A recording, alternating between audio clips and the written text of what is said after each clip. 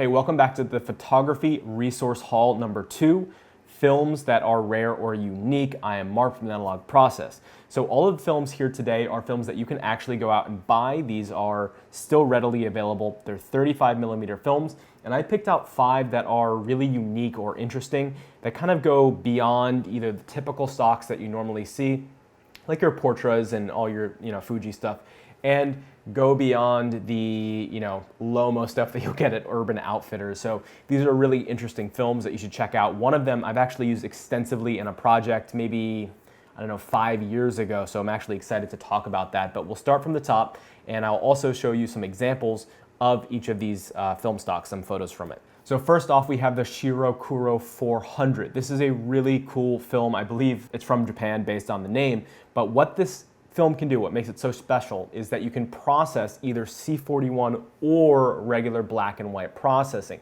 So it's a black and white film that you can choose how to process it. Really interesting. I've actually never seen that before. I know it probably exists, but I've never seen it. Now on top of that, what's really cool about this is with your typical black and white film, the areas that are the most highlighted tend to be the most grainy, and then your shadows have the least amount of grain. That's very typical black and white film. But what this film does, because it has a dye cloud process, whatever the hell that means, you actually get the inversion. So the areas that have the most highlights in your film will actually be the areas with the least amount of grain, and the areas with the shadow areas will have the most. So it's kind of a flip on the traditional film. So again, really cool, really weird film stock that has a lot of utility because you can process it, again, however you want. Next up, we have the Phoenix Redscale. This is the film that I've used extensively in the past. Basically, think of it as the southwest sunset in a film canister.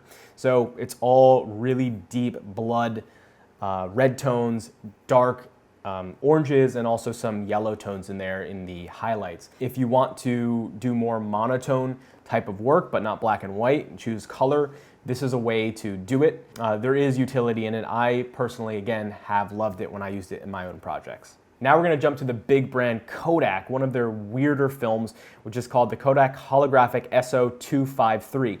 This is a film that is made to make holographic images, but if you shoot it and process it as C41, you now have black and white film that has a tremendous amount of contrast. On top of that, this is an ISO 6 film, not 600, but 6. So very strange film, very interesting that you can use at home, and it's pretty affordable, so go check that out. Next, we have a very bizarre film. It really jumped out at me because I've never seen anything like it.